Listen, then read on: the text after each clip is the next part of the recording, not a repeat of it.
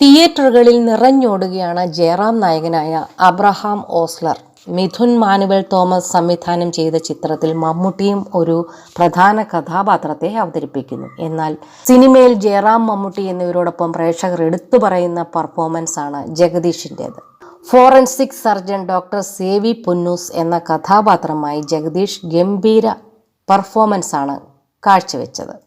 അധികം ഒച്ചപ്പാടുകളോ അലറി വിളിക്കലോ ഇല്ലാത്ത, എന്നാൽ ഒരുപാട് ലെയറുകളുള്ള കഥാപാത്രമായിരുന്നു സേവി പുന്നൂസ്. ഫ്ലാഷ് ബാക്ക് അവതരിപ്പിച്ച നടന്റെ പ്രകടനത്തിൽ നിന്ന് ജഗദീഷിലേക്ക് വരുമ്പോൾ ആ കഥാപാത്രത്തിന് ട്രാൻസ്ഫോർമേഷനെ ജഗദീഷ് അവതരിപ്പിച്ച രീതി അസാധ്യമാണ്. മലയാളികളെ ഒരു കാലത്ത് ചിരിപ്പിച്ച നടനാണ് ജഗദീഷ്. ഹരിഹർ നഗറിലെ അപ്പുക്കുട്ടനും ഗോഡ് ഫാദറിലെ മായൻകുട്ടിയും ഹിറ്റ്ലറിലെ ഹൃദയഭാനുവും ഒക്കെ മലയാളികളെ ചിരിപ്പിച്ചതിന് കണക്കില്ല.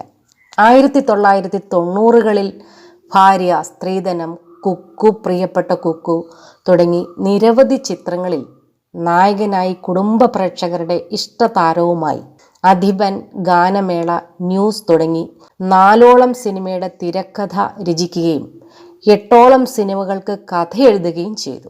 2000-ന് ശേഷം കോമഡി റോളുകളിൽ മാത്രം കൂടുതൽ ശ്രദ്ധ കൊടുക്കാൻ തുടങ്ങി. എന്നാൽ ഒരു ഘട്ടം കഴിഞ്ഞപ്പോൾ കരിയർ ഷിഫ്റ്റിങ്ങിലേക്ക് ജഗദീഷ് ശ്രദ്ധ കൊടുത്തു. 2015-ൽ പുറത്തിറങ്ങിയ ലീല എന്ന രഞ്ജിത്ത് ചിത്രത്തിൽ ആദ്യമായി തൻ്റെ ഇമേജ് ബ്രേക്ക് ചെയ്യാനുള്ള ശ്രമം നടത്തി. മദ്യലഹരിയിൽ സ്വന്തം മകളെ പീഡിപ്പിക്കുന്ന അച്ഛൻ കഥാപാത്രം അതുവരെ ജഗദീഷിൽ നിന്ന് ആരും പ്രതീക്ഷിക്കാത്ത ഒന്നായിരുന്നു. സിനിമ സാമ്പത്തികമായി വിജയം കൈവരിച്ചില്ലെങ്കിലും ജഗദീഷിന്റെ കഥാപാത്രം ശ്രദ്ധേയമായിരുന്നു.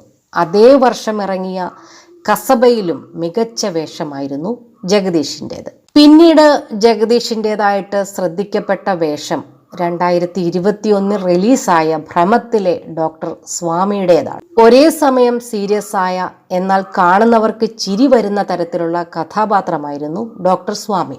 കുറച്ചു നേരമേ ഉണ്ടായിരുന്നെങ്കിലും ജഗദീഷിൻ്റേത് അസാധ്യ പ്രകടനമായിരുന്നു. ആ സിനിമ മുതൽക്കിങ്ങോട്ട് മുഴുവനായി വേറെ ട്രാക്കിൽ സഞ്ചരിക്കുന്ന ജഗദീഷിനെയാണ് മലയാള സിനിമ ലോകം കണ്ടത്.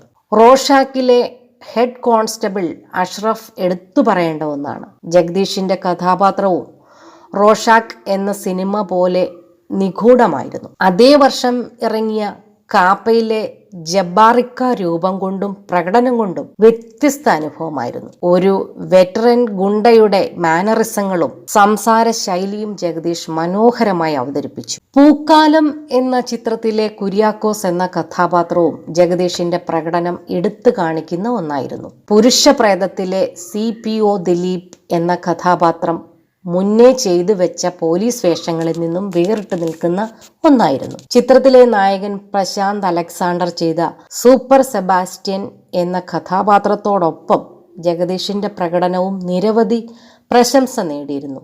ഫാമിലിയിലെ അച്ഛൻ കഥാപാത്രവും മികച്ച ഒന്നായിരുന്നു. ഉത്തരവാദിത്തങ്ങൾ ഒന്നുമില്ലാത്ത ഗ്രഹനാഥൻ കഥാപാത്രത്തെ ജഗദീഷ് അവതരിപ്പിച്ച രീതി മലയാള സിനിമയിൽ വേറെ ആർക്കും സാധിക്കുമോ എന്ന് തോന്നുന്ന തരത്തിൽ ഉള്ളതായിരുന്നു. ഗരുഡനിലെ മദ്യപാനിയായ സലാമും നേരിൽ മകൾക്ക് നീതി വാങ്ങിക്കൊടുക്കാൻ ശ്രമിക്കുന്ന മുഹമ്മദും മുമ്പ് ചെയ്ത കഥാപാത്രങ്ങളെ യാതൊരു ഷേഡുമില്ലാതെ അവതരിപ്പിക്കാൻ ജഗദീഷിൽ സാധിച്ചു. മാറുന്ന മലയാള സിനിമകൾക്കൊപ്പം ജഗദീഷും മാറുകയാണ്.